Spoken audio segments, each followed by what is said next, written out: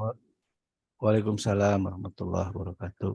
Yang saya hormati Bapak Ketua LPPM Universitas Pamulang, yang saya hormati Bapak Ibu narasumber, Pak Ibnu Sina MSc, Bapak Ibu Koordinator Bidang LPPM Universitas Pamulang, Bapak Ibu dosen, mahasiswa yang kami banggakan.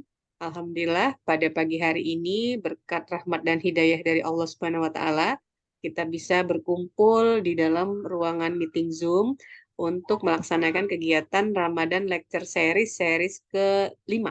Pak. Hari ini kita akan mendengarkan tausiah yang sangat bermanfaat dari Ustadz kita, Bapak Ibnu Sina, mengenai kesehatan mental. Salawat beserta salam kita berikan kepada junjungan Nabi besar kita, Nabi Muhammad SAW. Semoga nanti kita mendapatkan syafaatnya di yaumil akhir nanti. Amin, amin, ya Rabbal Alamin. Bapak Ibu, sebelum memulai acara ini, marilah kita sama-sama mengucapkan ucapan basmalah. Bismillahirrahmanirrahim. Selanjutnya, untuk acara ini akan disampaikan doa. Doa akan dibacakan oleh Bapak Asep Erlan Maulana. Kepada Bapak, kami persilahkan.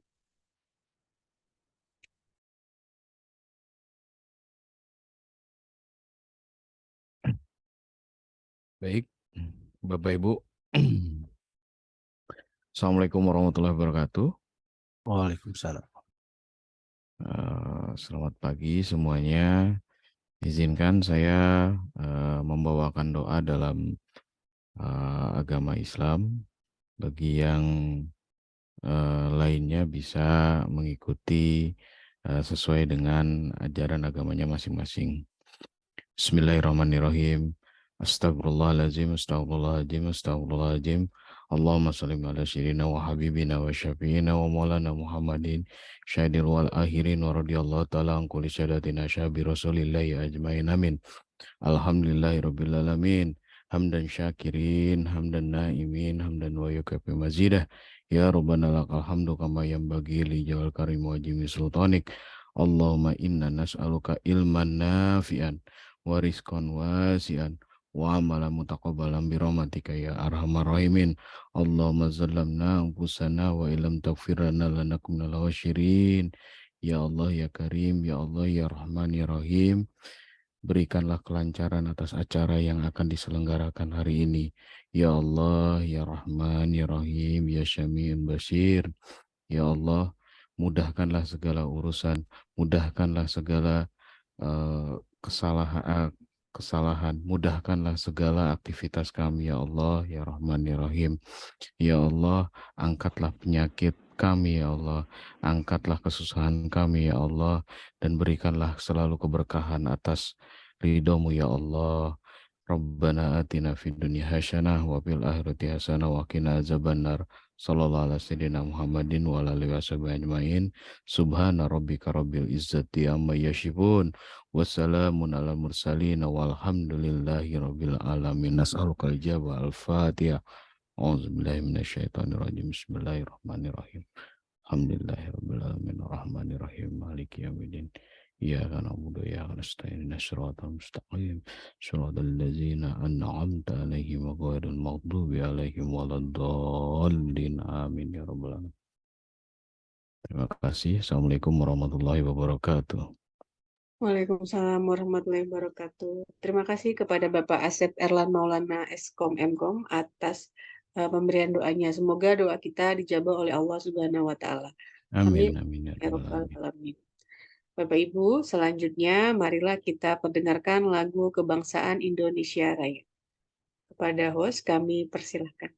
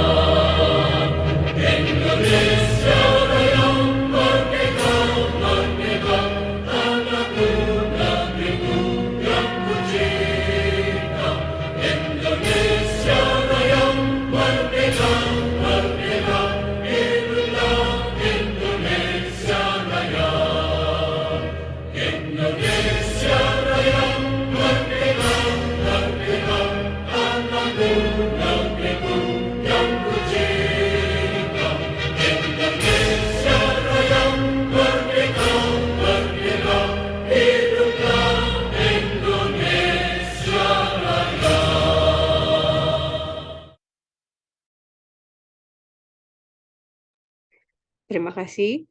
Selanjutnya adalah sambutan dari Ketua LPPM Universitas Pamulang kepada Bapak Dr. Susanto SH MMMH. Kami persilakan. Terima kasih, Bu Sinta. Assalamualaikum warahmatullahi wabarakatuh. Selamat pagi dan salam sejahtera untuk semua. Alhamdulillahirrahmanirrahim. Puji syukur kehadirat Allah Subhanahu wa Ta'ala. Hari ini kita masih tetap konsisten dan komitmen untuk mengikuti acara Ramadan Lecture Series, di mana hari ini Bapak Ibu dan mahasiswa sekalian materinya mengenai kesehatan mental dan implementasinya dalam kehidupan. Kira-kira begitu ya Pak Ibu ya. Ini dibawakan oleh Pak Kiai Haji Al-Mukarramah Ibnu Sina MSc. Mudah-mudahan ini sangat bermanfaat untuk acara hari ini ya. Karena dari tema yang diangkat ini luar biasa. Biasanya Pak Ibnu membawakan acara mengenai penelitian dan sebagainya, tapi jadi penasaran saya karena ini mengenai kesehatan mental, sehingga perlu Bapak Ibu sekalian dan saudara mahasiswa sekalian untuk diikuti sampai terakhir. Mudah-mudahan nanti ada pencerahan-pencerahan yang diberikan oleh narasumber, dan mudah-mudahan acara ini bermanfaat untuk kita semua. Dengan mengucap Bismillahirrahmanirrahim, acara Ramadan Lecture Series untuk agenda hari ini dengan resmi dinyatakan dibuka. Terima kasih. Assalamualaikum warahmatullahi wabarakatuh. Waalaikumsalam warahmatullahi wabarakatuh. Terima kasih kepada Bapak Dr. Susanto SH MMMH atas sambutan dan pembukaannya. Bapak Ibu, marilah kita memasuki inti acara. Acara ini akan dibawa oleh Bapak Jamaluddin SEI Economy Development. Beliau adalah Koordinator Bidang Pengabdian kepada Masyarakat Universitas Pamulang. Kepada Bapak, saya persilakan. Oke, baik, terima kasih Bu Sinta. Baik, Bapak Ibu, Bismillahirrahmanirrahim. Assalamualaikum warahmatullahi wabarakatuh.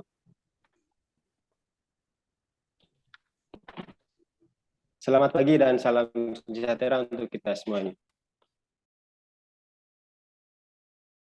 Yang terhormat Bapak Dr. Susanto SH MMMH selaku Ketua LPPM Unpam, yang kami hormati tim dari LPPM Unpam itu sendiri, yang terhormat Al-Mukarram Pak Ibnu Sina selaku narasumber kita pada pagi hari ini.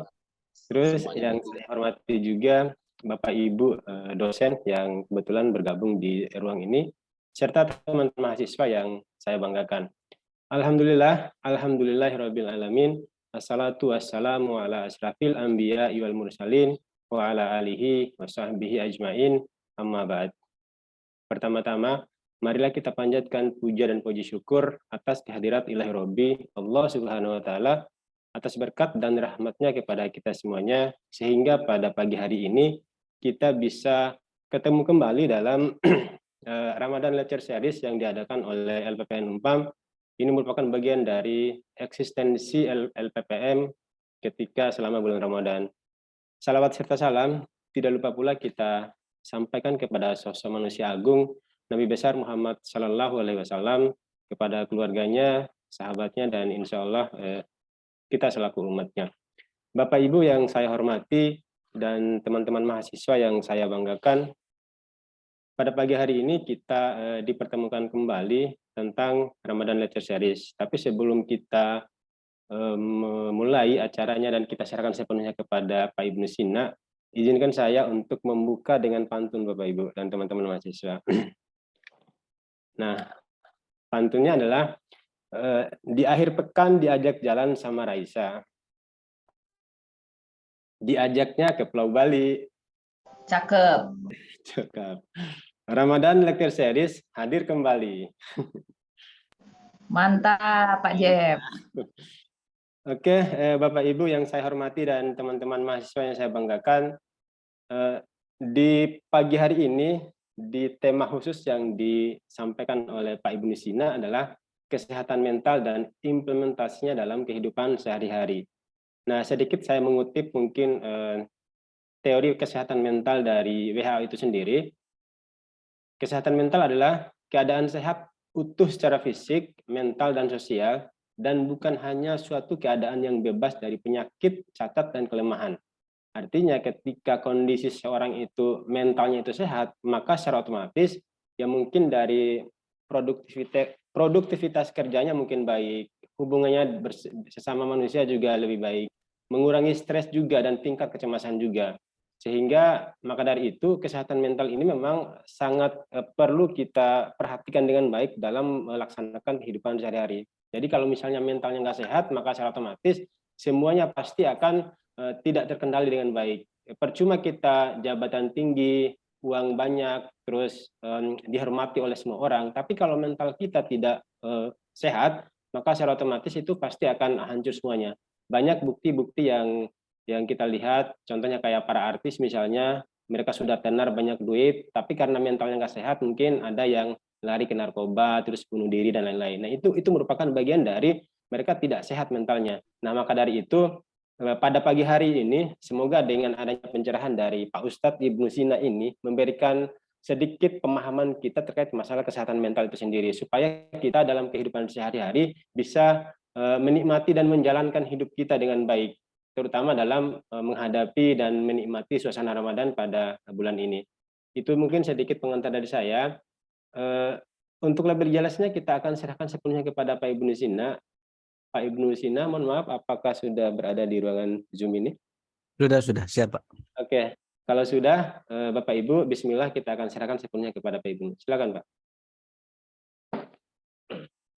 Baik, terima kasih Pak James atas sambutannya, atas moderatornya. Jadi Bapak dan Ibu semuanya, para mahasiswa, hari ini insya Allah akan diberikan satu seri lagi, lecture series di bulan Ramadan ini, yang keempat. Karena yang pertama itu hari Selasa, yang kedua hari Rabu, ketiga hari Kamis kemarin, dan hari ini adalah hari keempat.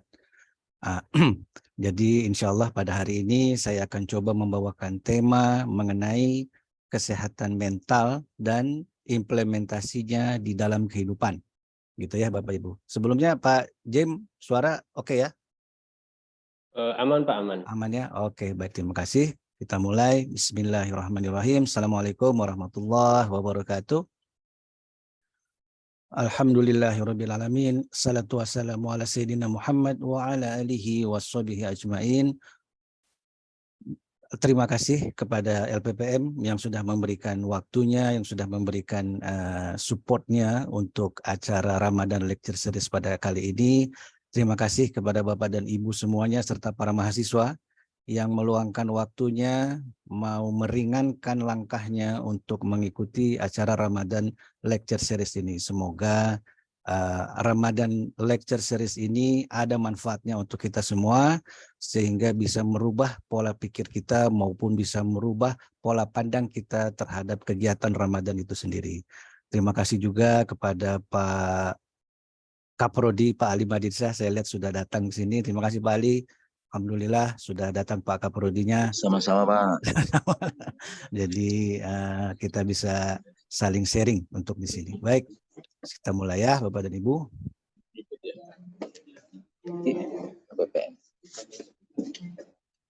Baik, Pak James, aman? Aman. Oke, baik Bapak dan Ibu. Baik Bapak dan Ibu, pada hari ini insya Allah akan dibawakan judul mengenai kesehatan mental dan implementasinya dalam kehidupan, merupakan Ramadan Lecture Series pada hari ini Jumat tanggal 31 Maret tahun 2023 yang diselenggarakan oleh Lembaga Penelitian dan Pengabdian kepada Masyarakat. Kepada Bapak dan Ibu maupun para mahasiswa barangkali yang belum tahu mengenai LPPM itu apa, seperti apa organisasinya, silahkan dikepoin YouTube-nya ya. Ini ada YouTube-nya LPPM Unpam, ada Facebook-nya juga LPPM Unpam, IG-nya LPPM Unpam, atau mau email juga boleh, lppm@unpam.ac.id, atau barangkali mau berhubung dengan CS, customer service kita ada di 0857 190 35676. Nah, silahkanlah dikepoin ya para mahasiswa, barangkali mau tahu LPPM itu apa, struktur organisasinya, kerjanya dan segala macam. Ya, baik Bapak dan Ibu. Insya Allah pada hari ini akan dibawakan oleh saya sendiri, yaitu Ibnu Sina. Perkenalkan, nama saya Ibnu Sina. Barangkali mau kenalan lebih lanjut, silahkan kepoin juga Facebook saya. Ada di Ibnu Sina Facebook maupun di IG-nya Ibnu Sina. Tapi yang di IG ini kayaknya nggak banyak lah fotonya.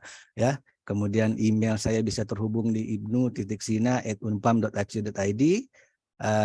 Bisa juga dihubungi di 0812 9419 1981. Silahkan ya Bapak dan Ibu maupun para mahasiswa, tapi jangan WA saya malam-malam karena nggak akan saya balas.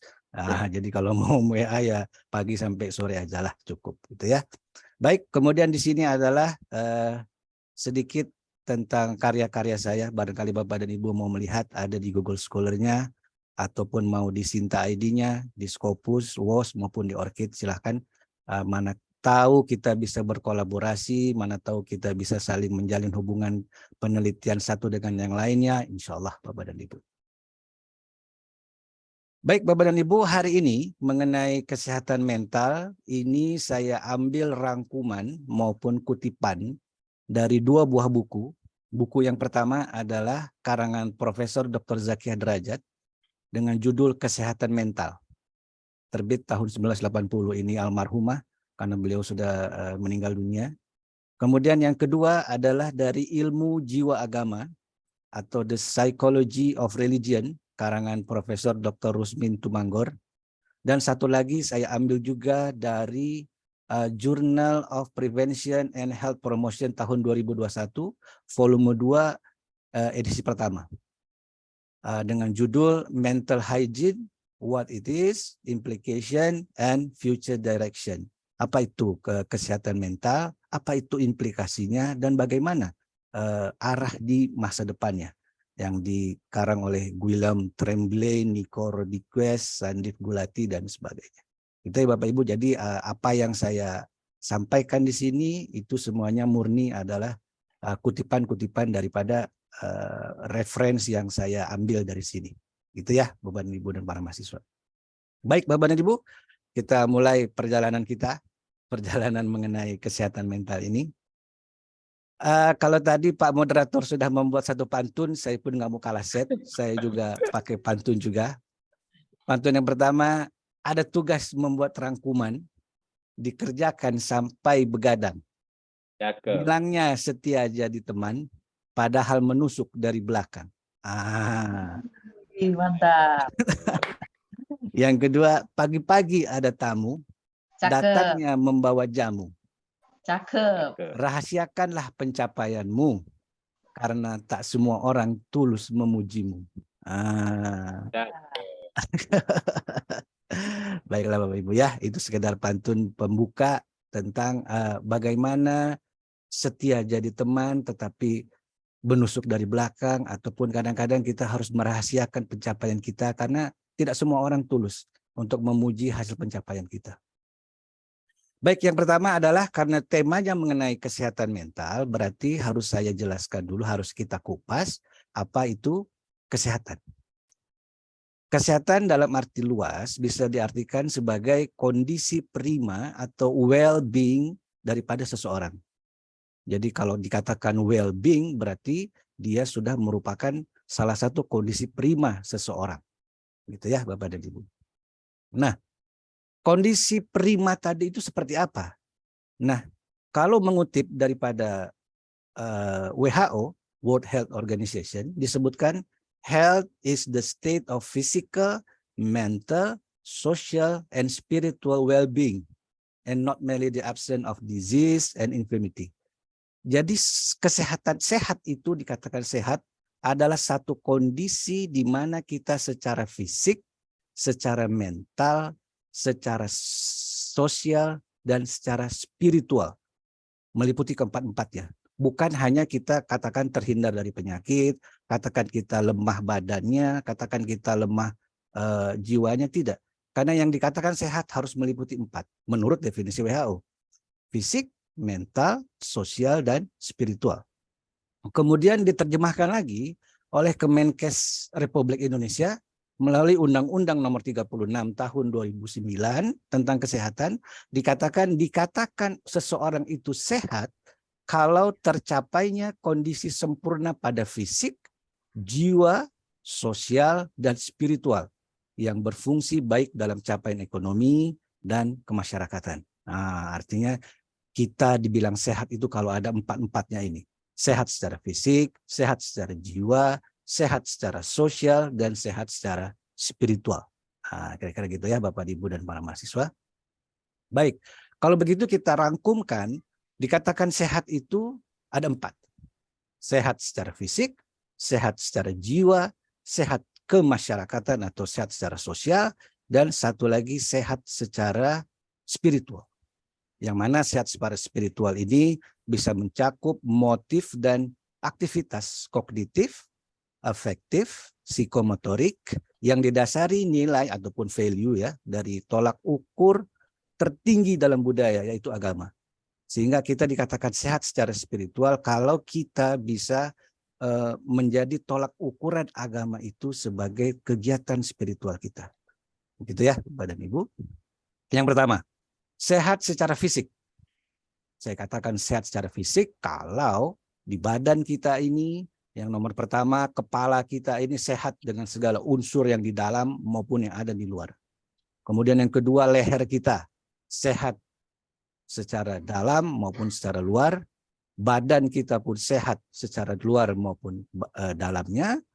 Tangan kita juga sehat dengan segala unsur yang ada di dalam maupun di luar. Serta kaki kita juga dikatakan sehat kalau segala unsur dalam dan luarnya saling bekerja sama. Kadang-kadang kalau kepala kita tidak sama dengan leher, dengan badan, dengan kaki dan tangan, mungkin tidak terjadi yang dinamakan dengan kategori sehat. Sehat harus meliputi unsur 5 ini yang disebutkan sebagai sehat secara fisik. Gitu ya, Bapak Ibu. Saya lompat yang sehat secara mental karena itu pembahasan kita terakhir. Saya lompat ke nomor 3, yaitu sehat secara sosial. Artinya sehat secara seksual ini aspek-aspek di dalamnya berarti kita sehat.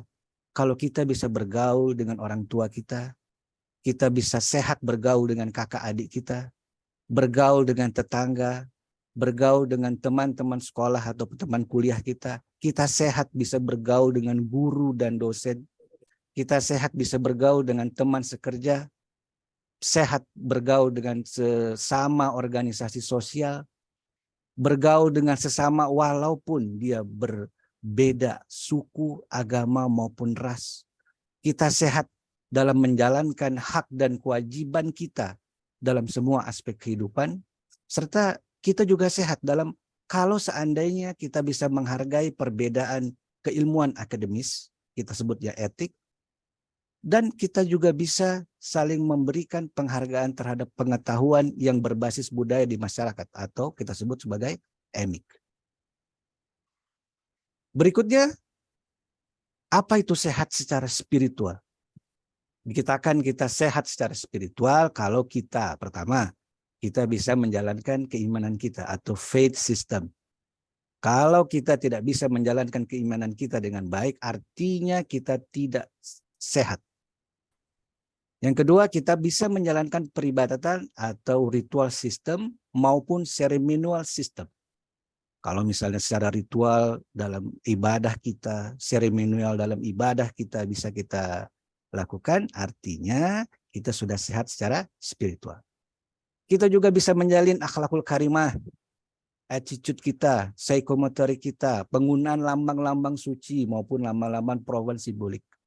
Kita bisa menegakkan kebenaran sejarah, agama, dan keberagaman atau kita sebut tarik. Katakan kita sudah belajar tentang sejarah agama maupun keberagamannya, sehingga kita bisa menegakkan apa yang diajarkan oleh sejarah itu sendiri. Yang kelima, kita bisa mempraktikkan ilmu tentang dunia akhirat, langit dan bumi, didasarkan pada aura wrapping. Kita bungkus yang bersumber dari wahyu Islam, Al-Quran dan hadis, ijma, qiyas, fatma, musarrin, muhadisin, mukalimin, ya, dan itu semuanya artinya kita bisa mempraktekkan ilmu tersebut dalam kehidupan kita sehari-hari. Kalau seandainya kita tidak bisa menjalankan Al-Quran, hadis, ijma, qiyas, fatwa, dan segalanya, artinya kita secara sehat spiritual, kita tidak sehat. Gitu ya, Bapak Ibu. Kemudian sehat secara spiritual juga disebut kita bisa menjaga kerukunan antar agama. Walaupun sekte kita berbeda, faham kita berbeda, mazhab kita berbeda, tetapi kita bisa menjaga kerukunan.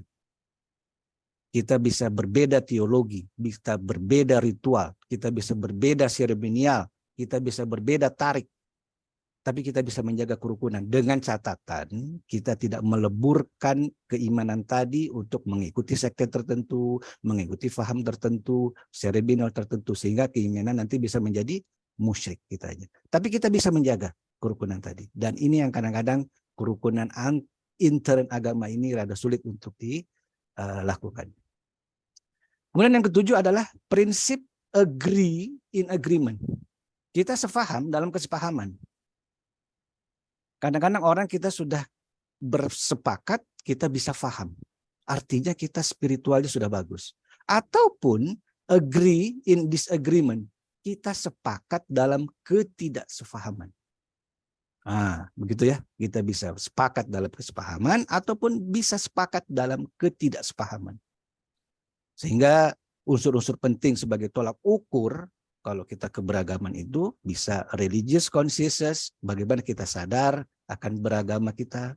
Kita bisa lesson learn atau pengalaman agama kita terhadap seseorang itu religious experience ataupun keteguhan iman, mental health lewat pengalaman agama, berani mengutarakan kebenaran, courage in truth, kalau dalam bahasa Arabnya al-haq, kita bisa mengatakan mana yang hak, mana yang batil, courage in truth, berani mengutarakan kebenaran. Ataupun kita bisa melakukan perubahan atas hasil studi yang benar, confession. Seandainya kita sudah melakukan studi dan kita merasa bahwa studi itu adalah benar, kita berani untuk melakukan perubahan atau conversion. Itulah semuanya yang disebut sebagai sehat secara spiritual, gitu ya Bapak Ibu. Nah, sekarang masuk ke topik, bagaimana orang dikatakan sehat secara mental ataupun jiwa. Gitu ya Bapak dan Ibu. Karena bagaimanapun juga ada hubungan antara jiwa dan raga. Ada hubungannya. Artinya perasaan itu bisa mempengaruhi fungsi tubuh. Psiko dan soma itu akan mempengaruhi sistem neurohormonal kita. Perasaan bisa mempengaruhi fungsi tubuh. Contoh, seandainya kita bersedih. Tubuh kita merespon apa? Kita bersedih, tubuh kita merespon dengan keluar air mata. Betul ya? Kita sedang malu, perasaan malu. Tubuh kita merespon, pipinya merah. Betul kan? Kita sedang takut, kita sedang gugup. Tubuh kita merespon seperti apa? Ada yang sakit perut, ada yang sebentar pergi ke WC. Para mahasiswa kan kalau lagi gugup, bentar-bentar pergi ke WC. Mau ngapel malam minggu ketemu calon mertua, udah ketakutan, keringat dingin, itu artinya ada perasaan yang mempengaruhi fungsi tubuh. Jadi ada hubungan antara jiwa dan raga. Apa yang ada di dalam tentu berefek kepada di luarnya. Begitu. Nah, tentunya ada yang disebut, kalau tadi dikatakan sehat, tentu ada yang disebut tidak sehat. Ada yang disebut tidak sehat atau kita sebut keabnormalan jiwa. Nah, ada 4 kategorinya yang disebut sebagai tidak normal dia. Jiwanya tidak bagus. Yang pertama adalah adjustment mechanism atau mekanisme untuk penyesuaian. Ini tidak normal sebetulnya. Jiwanya tidak normal. Tapi dia berusaha untuk mengadjust, untuk menyesuaikan dengan dirinya sendiri. Yang pertama adalah rationalization. Rationalization itu adalah mencari alasan yang masuk akal untuk menutupi rasa malu atas ketidakmampuan dalam hal tertentu. Contoh, misalnya mahasiswa terlambat. Kemudian dia cari alasan karena untuk menutupi rasa malu. Dari mana? Kebetulan macet, kebetulan ada tabrakan. Logik masuk akal alasannya. Tapi sebetulnya bukan itu. Tapi karena untuk menutupi rasa malunya, dia cari alasan yang masuk akal. Gitu ya Bapak dan Ibu. Yang kedua, ada yang disebut dengan idealization. Idealization itu adalah menutupi kelemahan atau keburukan seseorang. Sebetulnya keburukannya cukup banyak, tapi dia tutupi dengan mengandalkan satu unsur kecil yang masih ada. Contohnya, Pak Jem, udah lama ini nggak pergi ke masjid. Kayaknya udah lama juga ini nggak silaturahmi dengan ahli-ahli yang ada di masjid. Terus Pak Jem bilang, dia sudah tahu kelemahannya di situ, tapi kemudian dia tutupi. Ini contoh Pak Jem. Kemudian dia tutupi, kan saya sudah pernah nyumbang ke masjid itu sekali.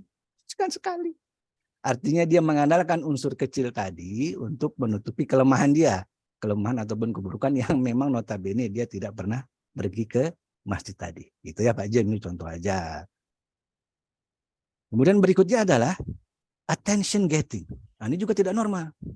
Attention getting adalah menarik perhatian secara berlebih-lebihan. Cari cari perhatian. Attention getting. Menarik perhatian secara berlebihan karena merasa tidak pernah mendapat perhatian. Atau tidak pernah mendapat teman yang dekat. Akhirnya bagaimana caranya dia akhirnya menarik perhatian secara berlebihan. Pura-pura diam, pura-pura sedih. Kalau ditanya kenapa? Enggak apa-apa. Nah, itu artinya dia berusaha mencari perhatian. Karena memang pada awalnya dia tidak mendapatkan teman yang intim. Berikutnya yang dikatakan tidak normal juga adalah isolation atau menyendiri. Nah, tipe orang kayak begini biasanya dia akan mengisolasi diri dia sendiri, introvert. Mengasingkan diri dari setiap kegiatan. Baik itu kegiatan di keluarga, kegiatan di tempat kerja, kegiatan keagamaan, kegiatan di kampus. Dia tidak mau berbaur dengan orang-orang sekitarnya. Dia lebih suka menyendiri karena ada rasa minder, ada rasa tidak percaya diri, ada rasa dan sebagainya.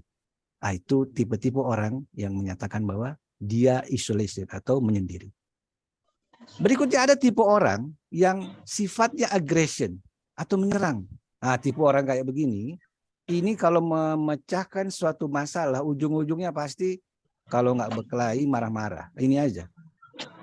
Nah, ini adalah tipe-tipe orang yang memang tipenya aggression atau tipe-tipe menyerang. Itu ya, Bapak dan Ibu. Kemudian ada lagi tipe orang yang tidak sehat, yaitu suka transference atau pemindahan. Artinya dia memindahkan kesalahannya kepada pihak-pihak yang lebih lemah dari dirinya. Ataupun dia memindahkan kesalahannya kepada benda.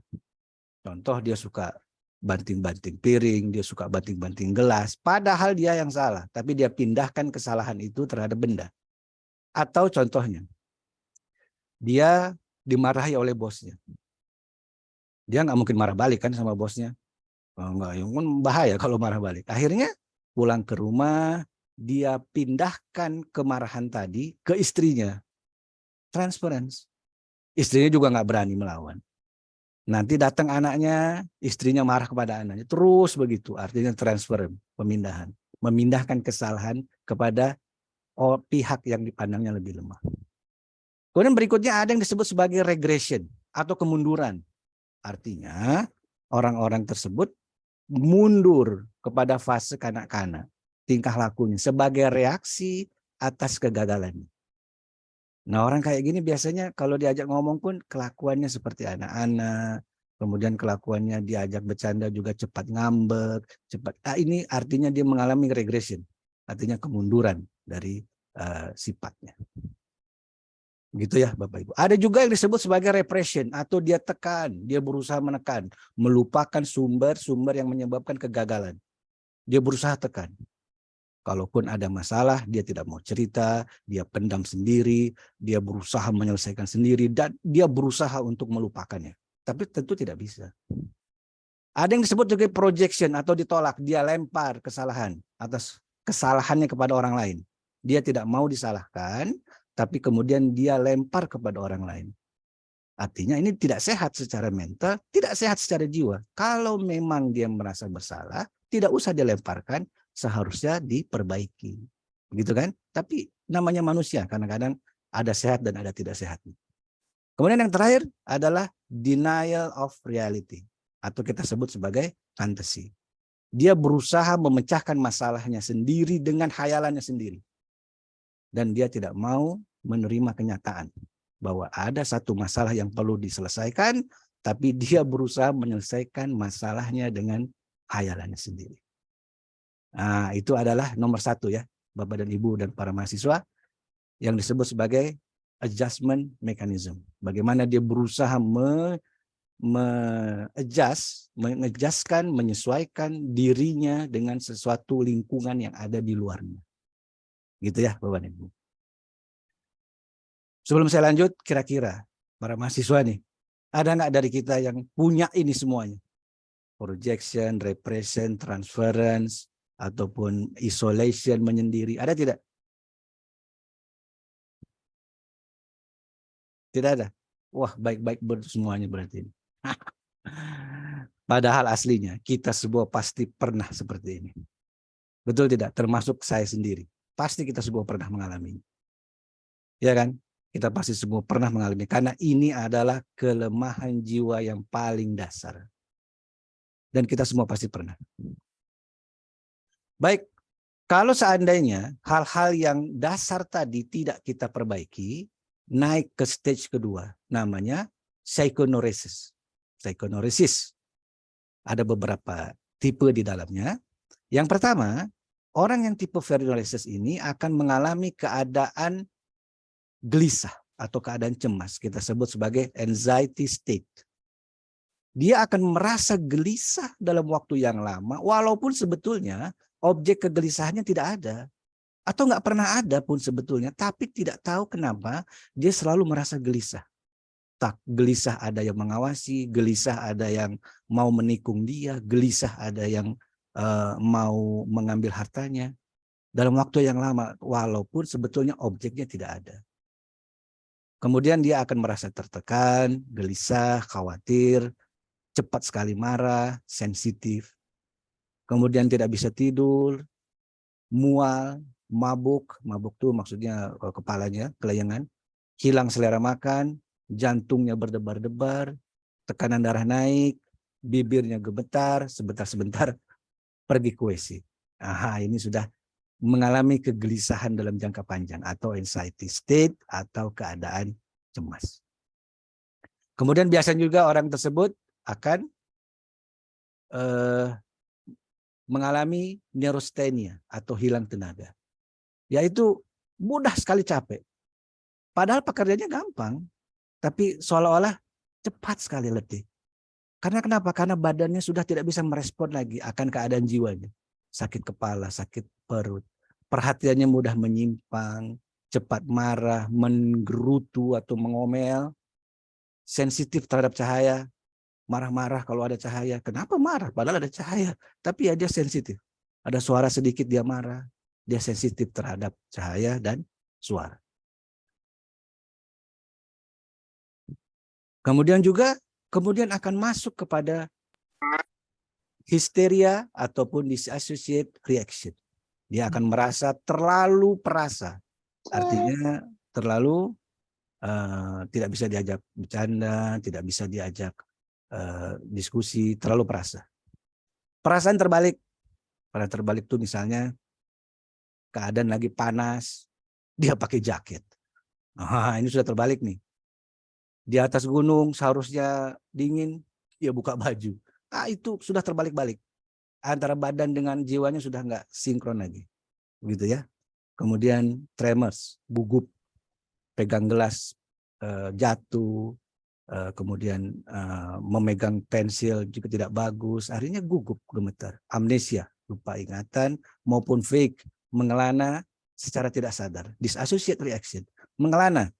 Dan ini yang paling berbahaya adalah kalau seandainya fake ini orang sedang mengendarai, misalnya katakan sedang naik motor nih, tapi dia sedang fake, jalan terus dia melamun. Tujuannya mau ke Pamulang, dari Jakarta mau ke Pamulang. terus saja. Tiba-tiba dia sadar, sudah sampai Bogor. Nggak sadar. Itu namanya mengelana secara tidak sadar karena pikirannya sudah nggak sinkron lagi dengan tujuannya. Gitu ya. Itu adalah histeria atau disassociate reaction. Seandainya kita tidak mengatasi tadi frustasi, konflik jiwa, anxiety, depresi maupun stres, nanti akan berakibat yang ketiga namanya psikosomatik. Kena ke badan. Akhirnya penyakit di badan pun kena. Contohnya migrain, sakit kepala sebelah. Seandainya sakit kepala sebelah atau migrain Bapak dan Ibu atau para mahasiswa ceklah di dokter atau di ronsen sekalipun di kepalanya tidak terdapat apa-apa. Betul tak?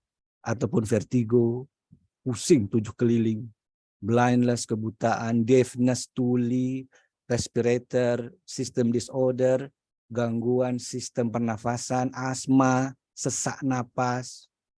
Ngelihat tetangga beli kulkas, dia sesak napas. Melihat tetangga ini dia jadi nggak bisa napas.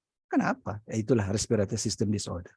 Cardiovascular disorder, jantung, high blood pressure, kemudian tekanan darah jadi tinggi, eksim, penyakit kulit. Kadang-kadang ada beberapa orang kalau terlalu banyak pikirannya gatal kulitnya. Rheumatic disorder, tulang fungsinya bermasalah, gangguan fungsi kulit, peptic ulcer, duodenal colitis, penyakit lambung. Ini yang sering terjadi. Mahnya kambuh, usus besar 12 jarinya kena. Kemudian psychosexual dysfunction, ini gangguan fungsi jiwa dalam seks. Ya, mohon maaf Bapak dan Ibu. Tapi memang harus kita sebutkan psychosexual dysfunction, termasuk di dalamnya LGBT. Ini sudah sexual dysfunction, gangguan fungsi jiwa dalam hal seks. Walaupun ini mohon maaf tanggal 31 Maret ini kalau nggak salah ini hari LGBT. Dan kita memang sudah sepakat mengatakan bahwa LGBT itu adalah sexual dysfunction. Dia mau ngomong apapun terserah, tapi memang dari segi kejiwaan itu dia salah.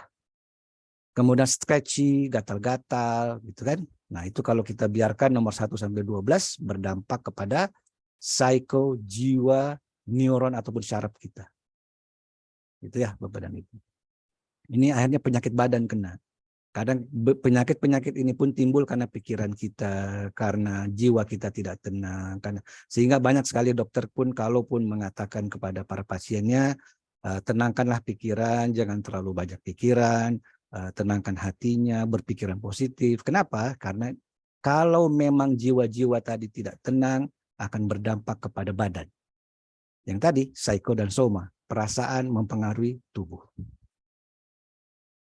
Berikutnya Bapak Ibu adalah puncak daripada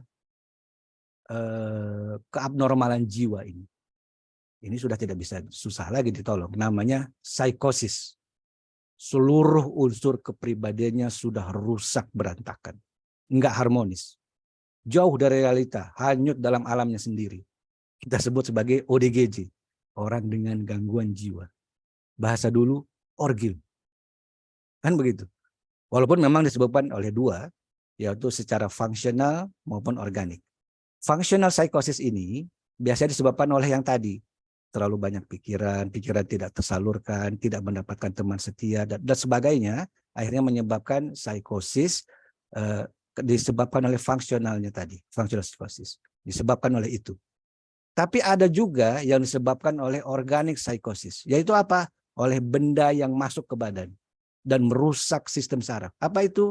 Drugs, narkoba. Ya, para mahasiswa, sekali lagi saya sering mengatakan di kelas, jangan coba-coba narkoba, karena sekali Anda kena narkoba, pilihannya cuma 2. Kalau nggak mati, gila. Pilihlah. Betul tak? Karena sekali Anda mabuk, sudah rusak segala macam saraf yang ada di kepala dan di badan Anda. Sudah tidak lagi ada sensinya, sudah tidak ada lagi sensitif neuronnya, sudah putus lagi sarafnya. Apa yang Anda harapkan? So, stay away from drugs. Jadi organic psychosis itu adalah seluruh unsur kepribadian Anda rusak oleh disebabkan benda yang masuk ke dalam. Itu dia puncak daripada keabnormalan jiwa kita yang tadi. So, pertanyaannya adalah, hidup memang bermasalah. kebanyakan masalah ya masalah juga. Kan begitu. Tidak punya masalah, ya masalah juga. So, pecahkan masalah. Pecahkan masalah tanpa membuat masalah baru. Itu yang betul. Ya, sehingga banyak yang mengatakan bahwa it's not the situation self that matter, but how someone to feel about it. Bukan situasinya yang menjadikan masalah, tapi bagaimana orang yang menyikapinya. Tentu berbeda. Masalahnya nggak punya uang, semua sama, nggak punya uang, tapi setiap orang tentu berbeda reaksinya. Kalau misalnya Pak Jem nggak punya uang, mungkin uring-uringan, mungkin gelisah, mungkin apa. Tapi kalau misalnya saya tidak punya uang, biasa aja, orang biasa nggak punya uang, nggak apa-apa lah, biarin aja, kan gitu. Artinya masalahnya sama, tetapi bagaimana orang menyikapinya tentu berbeda. Jadi bukan situasinya, tapi bagaimana orang menyikapinya. Dan menyikapinya itu adalah tergantung bagaimana kita bisa mengontrol jiwa secara sehat tadi. Betul ya, Bapak dan Ibu para mahasiswa. So, masuk ke topiknya, bagaimana berikutnya implementasinya supaya kita bisa terhindar maupun kita bisa menjaga mental yang tidak sehat ini. Tentu ada implementasinya, tentu ada caranya. Dari 4 yang tadi. Mulai adjustment mechanism, mulai dari psikosomatik, mulai dari psikosis.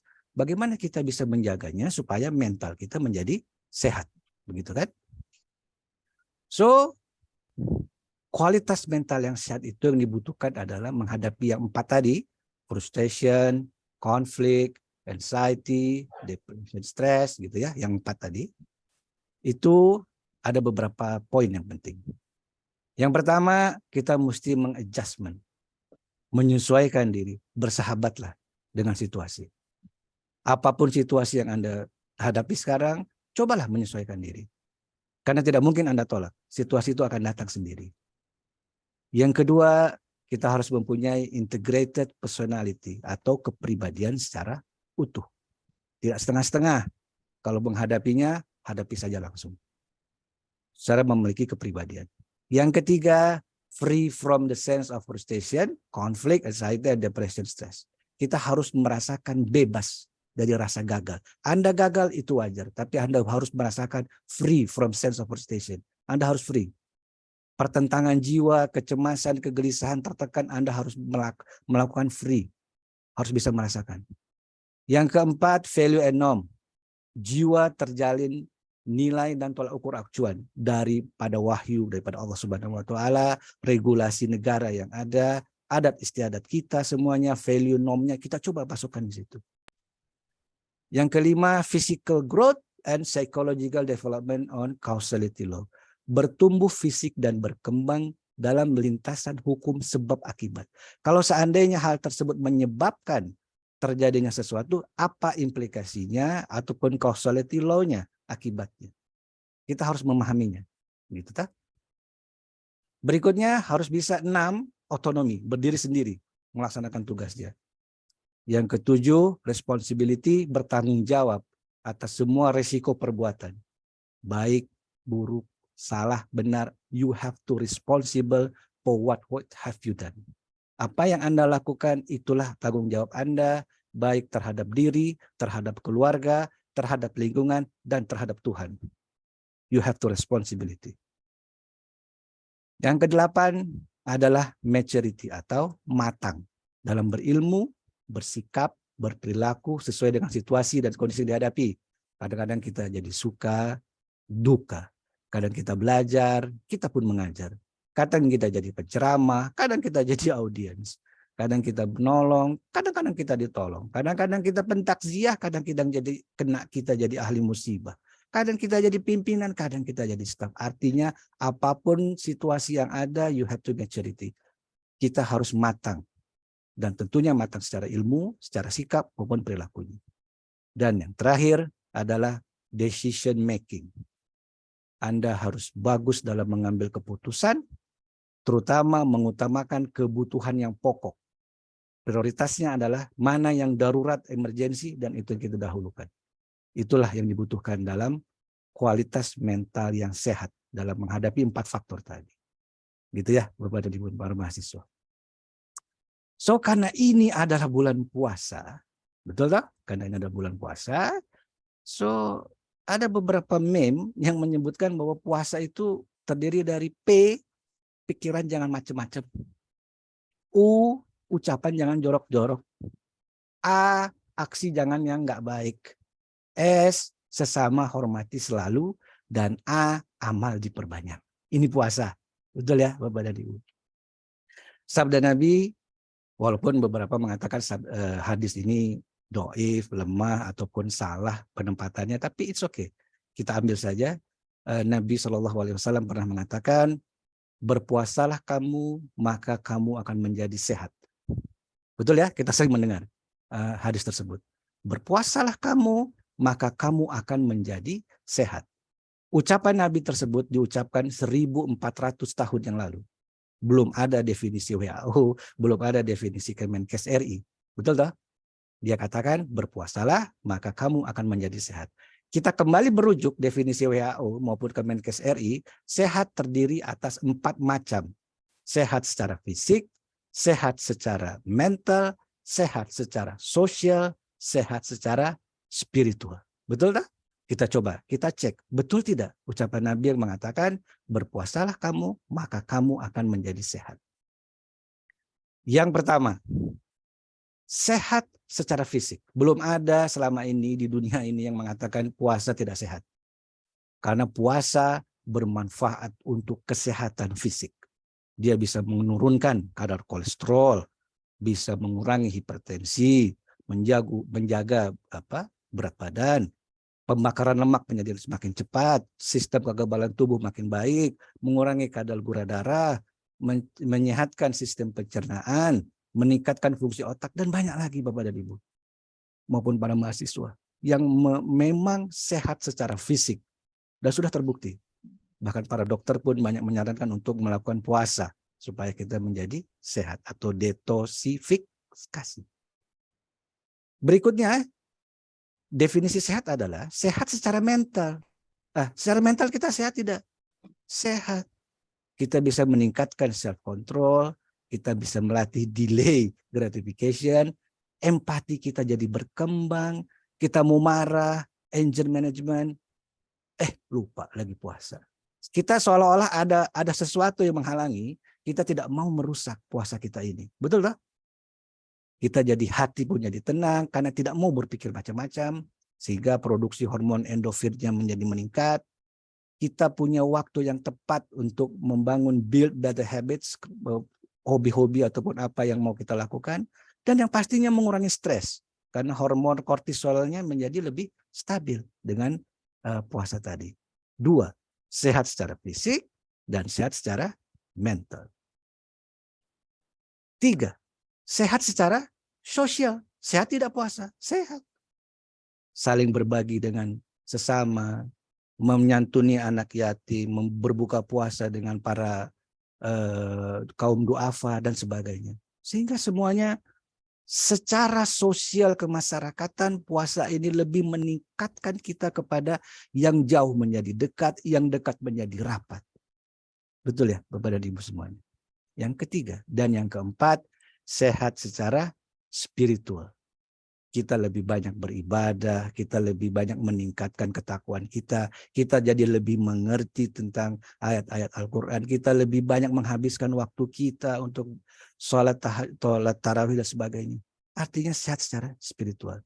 Tadi Nabi Allah SAW sudah mengatakan berpuasalah kamu, maka kita akan menjadi sehat. Sehingga terbukti kita sehat secara fisik, sehat secara mental, sehat secara sosial, dan sehat secara spiritual. 4-empatnya sudah terbukti bahwa manfaat puasa bisa menyehatkan kita.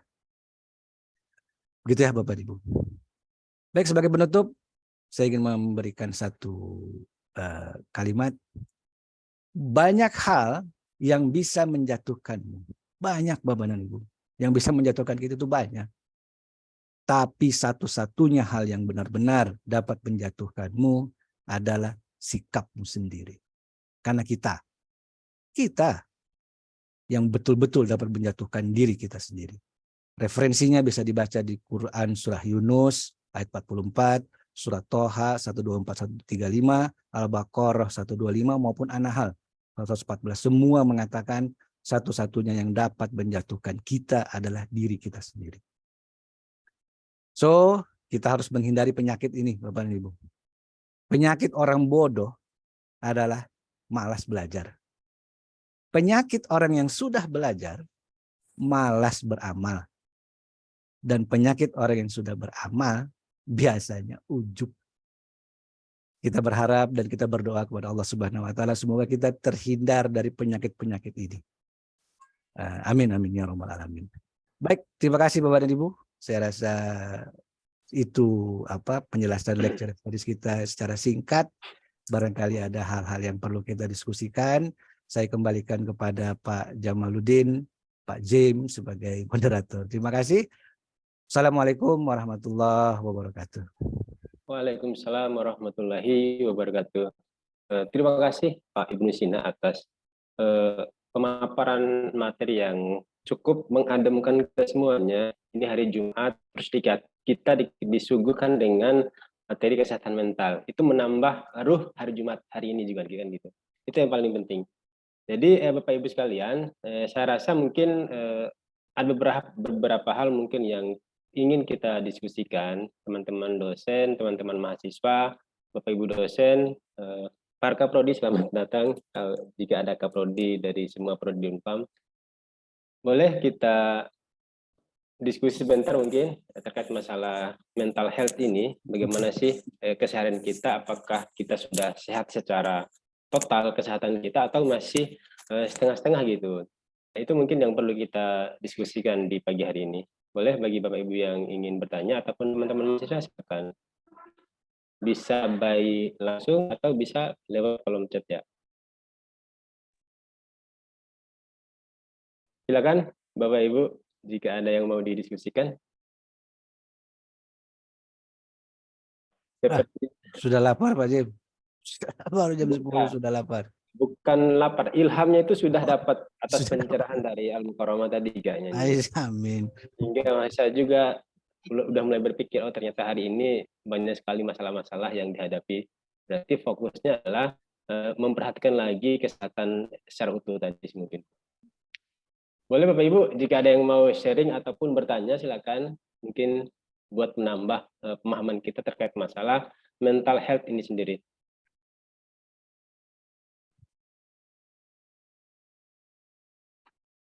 Karena tidak ada saya dulu. Oke, silakan. Sharing pengalaman ini, Mas. Pengalaman. Ngomong Pak. Sharing pengalaman. Oke, silakan Pak. Karena nggak ada nih. Ini sambil push rank e-learning tadi. Ya. Assalamualaikum warahmatullahi wabarakatuh. Waalaikumsalam. Waalaikumsalam warahmatullahi. Selamat pagi Bapak Ibu. Karena tidak ada yang ini ya, saya sambil ini aja mancing nih. Mudah-mudahan ada yang bertanya karena memang penting sih, sangat penting kesehatan mental ini.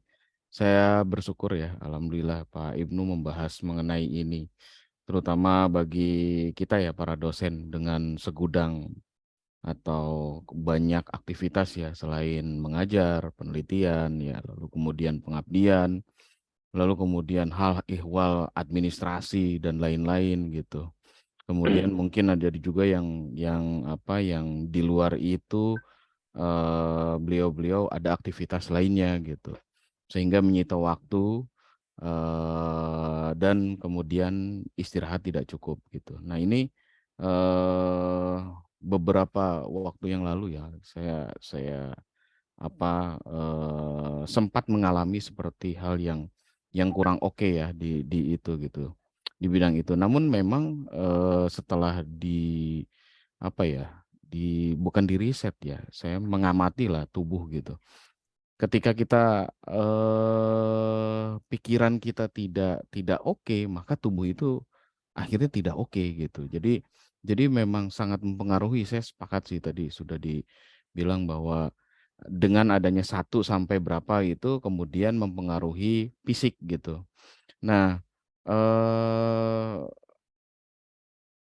sebelum saya masuk Unpam pun sama gitu, seperti itu gitu. Sempat malah drop sampai hampir saja masuk di rumah sakit gitu. Dan itu karena bukan apa ya, bukan secara fisik gitu, karena saya ya alhamdulillah sampai saat ini masih olahraga gitu.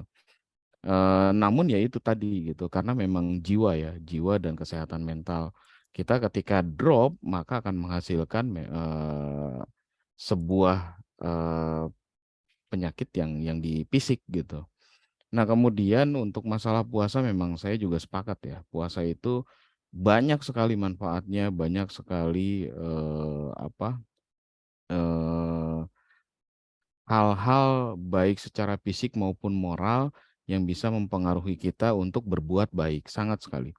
Pertama di fisik dan secara keilmuan pun beberapa Nobel, bukan berapa, ada dua profesor kalau tidak salah itu mendapatkan Nobel itu karena terkait dengan puasa ini gitu, dengan autopagi terakhir yang profesor yang di Jepang ya kalau tidak salah gitu.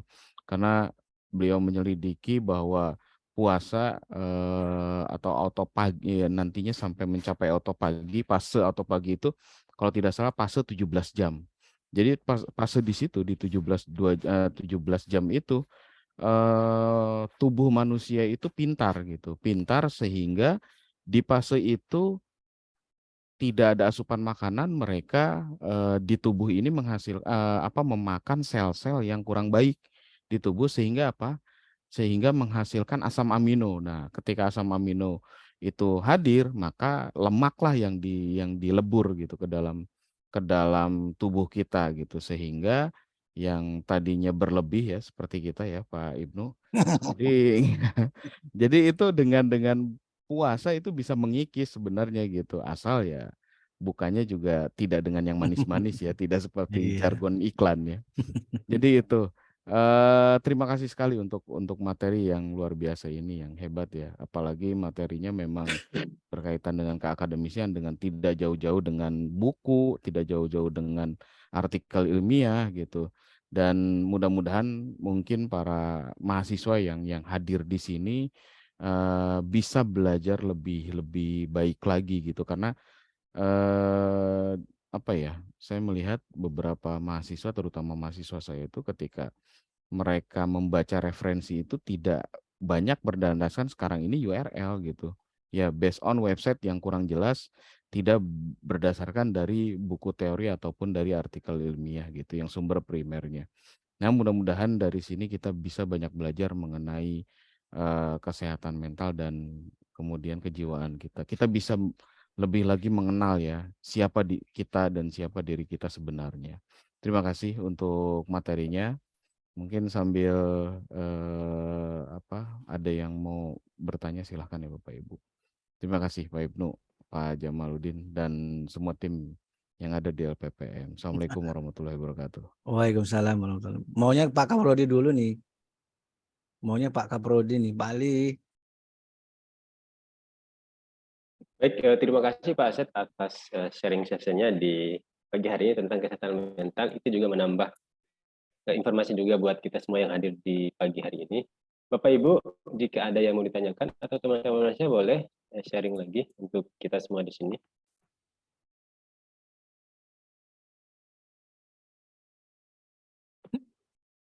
Saya kayaknya tadi waktu lecture series ditinggal tidur nih Pak Jem. Atau ditinggal mancing nih. Dia buka Zoom, dia mancing nih. Iya kayaknya. Mungkin nggak ada yang ini kali Pak ya? Atau kita akhiri atau gimana?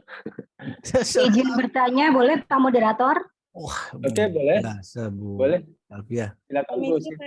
izin bertanya boleh? Ya, silakan Bu Siti Alfia.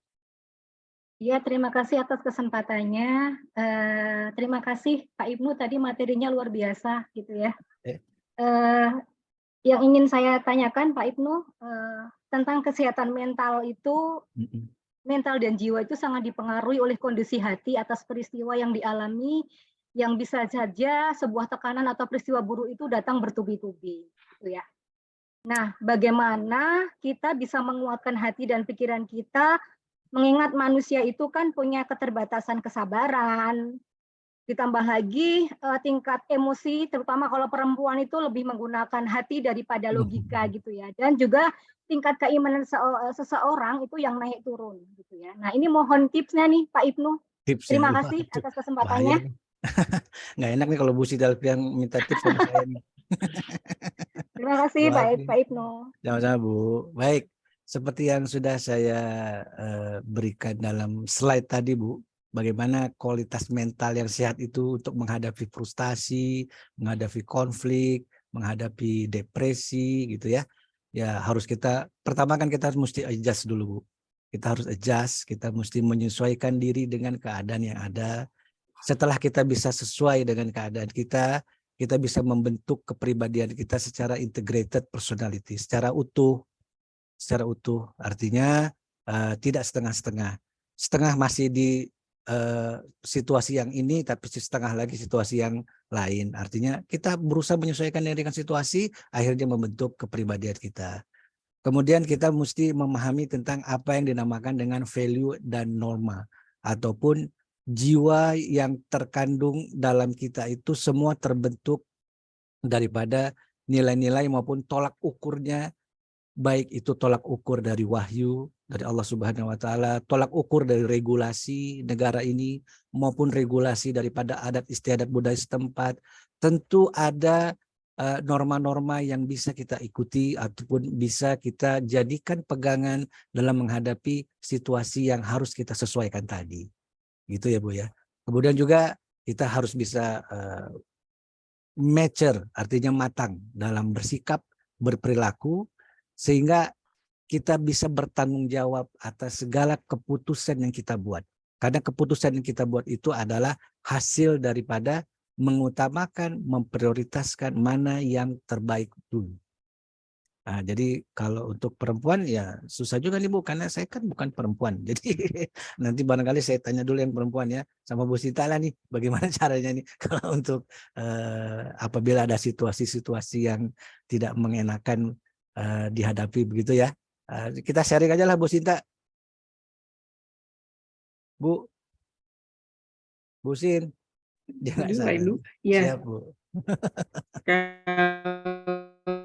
kalau saya sih Pak, sebenarnya trik khusus, apa saya nge-lag ya kayaknya? Enggak Bu. Saya nge-lag nggak Pak? Enggak ya? Enggak Bu, lanjut Bu, lanjut. Halo? Ya, Oh enggak ya, siap baik. Kasih Pak, soalnya saya ya mungkin sekedar sharing aja Bapak.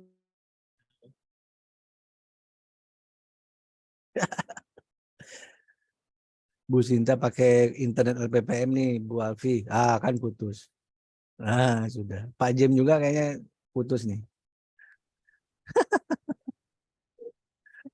Oh iya. Ada lagi. Izin Pak. Oh iya. Mohon maaf Ibu, ini saya ini ya Bu ya, cuman sharing gitu. Ini yang saya alami sih, bukan berarti bisa digeneralisasi untuk yang lain. Tapi yang pertama kalau untuk manage hati ya, dalam arti kalau misalnya juga kita perempuan bekerja, terus kita juga banyak hal, kalau bahasa di komputer tuh foldernya banyak gitu ya Bu ya. Mungkin yang pertama kita harus ikhlas dulu gitu, bahwa yang kita terima semuanya itu memang sudah kodar dan sudah terbaik. Kemudian kita membuat skala prioritas, mana yang memang paling penting, mana yang kurang penting. Kemudian juga kita selalu menyerahkan semuanya kepada Allah. Jadi misalnya ya ada namanya seperti membaca Al-Qur'an, misalnya seperti itu. Kalau kita udah galau banget gitu ya Bu. Karena kalau kita mau curhat sama orang juga orang belum tentu paham, curhat sama tetangga sebelah kita juga beda ya Bu pola pikirnya. Jadi benar-benar berserah.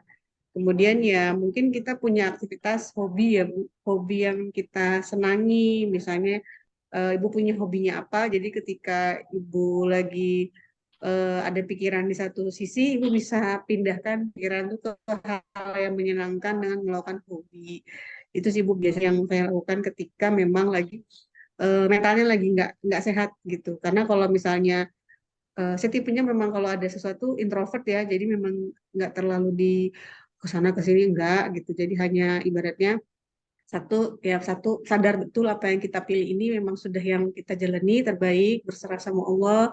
Kemudian kalau lagi ada sesuatu yang mengganjal gitu atau yang pusing gitu ya Bu, saya coba ke hobi saya dulu, jadi saya happy. Kemudian baru kerjakan lagi, atau paling mentok tidur Bu. Tidur itu bisa merubah mood sih kalau saya.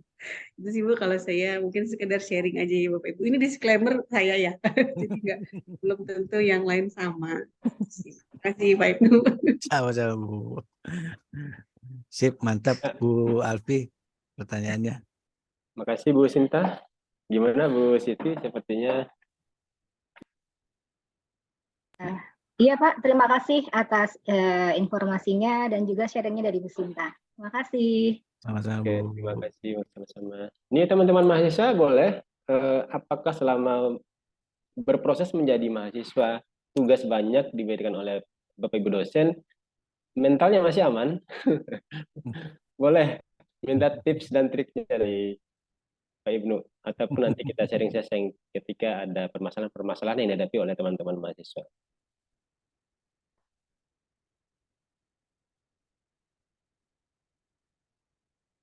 Tidak ada kayaknya Pak. Ada ya, sudahlah kalau begitu. Ya, Berarti kalau sehat begitu, semua Pak, alhamdulillah. ya alhamdulillah itu Jiwanya mungkin sehat. berkah Ramadan dan berkah hari Jumat ini mungkin. Ditambah lagi dengan siraman rohani dari Pak Ibnu sehingga Pak Ibnu, Siap Bu. Oh, itu iya. saya tanya di chat Pak, tapi saya nggak bisa buka itu ya karena pakai mukena aja. Tapi dengerin dari tadi. I see. Nah, Bu itu coba Rahmi. di masalah yang mental disorder saat ini gitu loh Pak. Coba bisa dibaca dulu. Banyak orang berbuat nekat, gangguan jiwa, suami mencuburkan istrinya di laut, bertengkar dengan istri, menyeburkan diri ke sungai dengan motornya. Lumayan serem. Apakah kedepannya pernikahan perlu tes kejiwaan?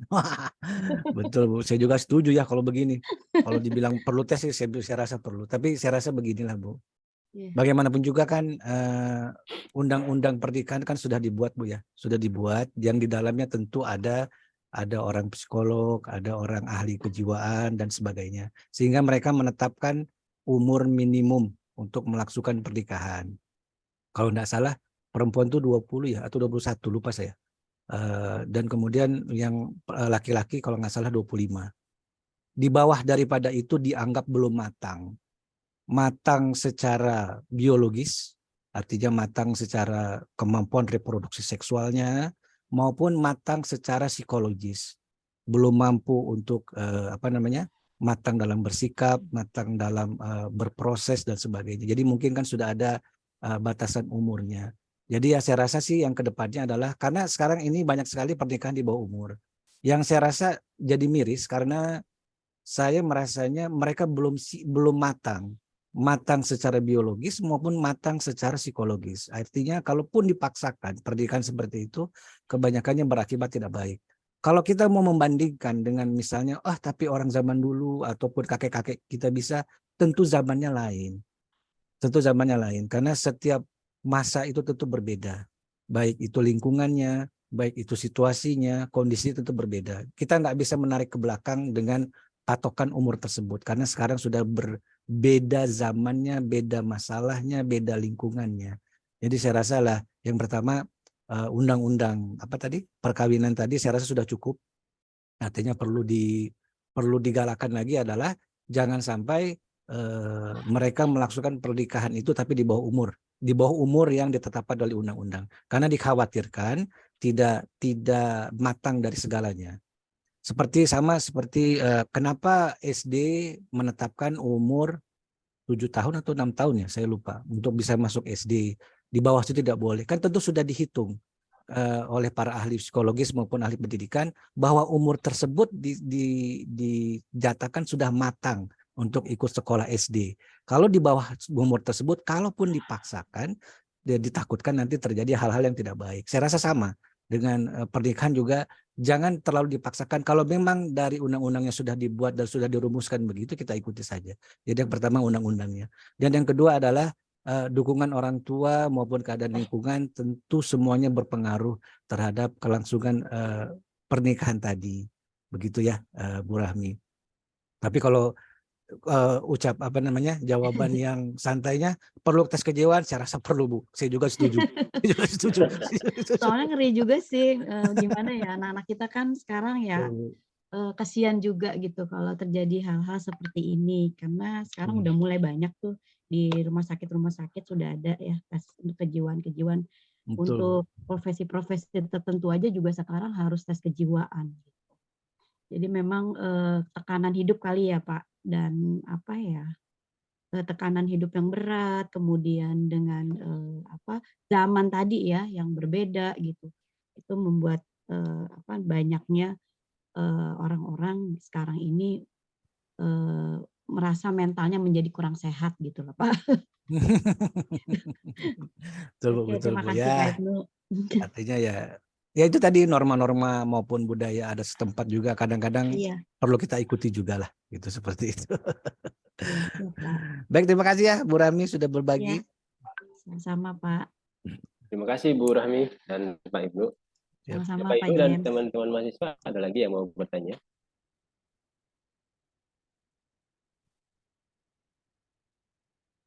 Kalau tidak ada, mungkin kita akhiri aja kali Pak Ibnu dan Bapak Ibu serta teman-teman mahasiswa. Baik, baik.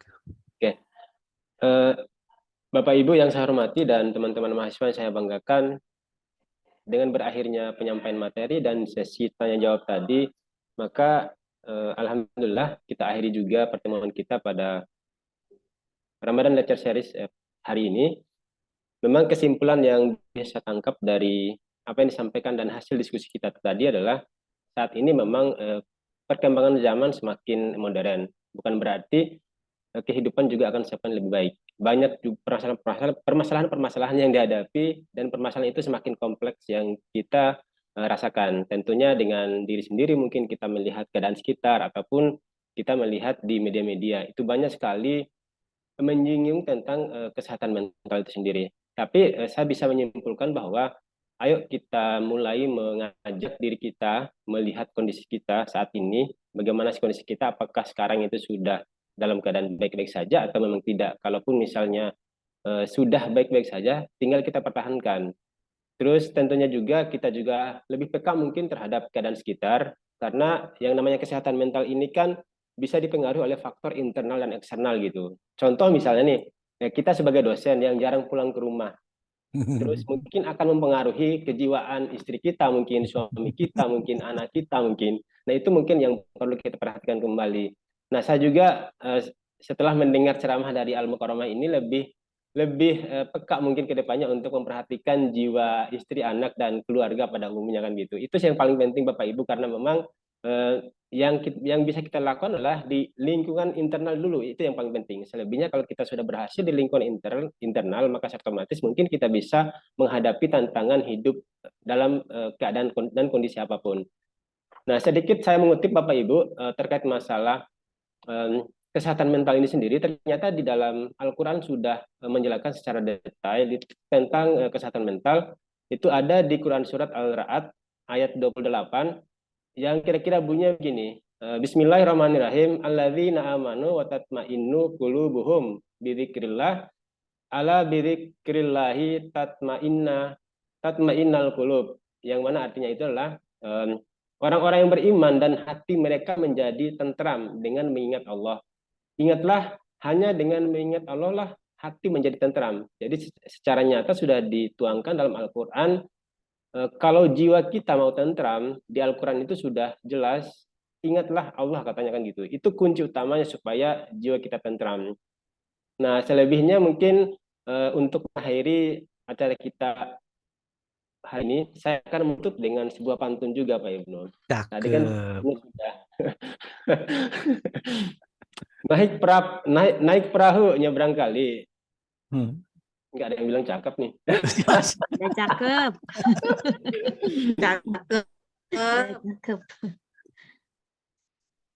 Esok hari Ramadan Lecture Series hadir kembali. Sekian dan terima kasih. Assalamualaikum warahmatullahi wabarakatuh. Waalaikumsalam warahmatullahi wabarakatuh.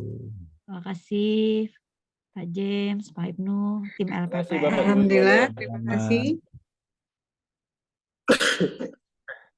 Saya kembalikan kepada MC. Siap. Terima kasih Pak Jamaluddin sebagai moderator hari ini.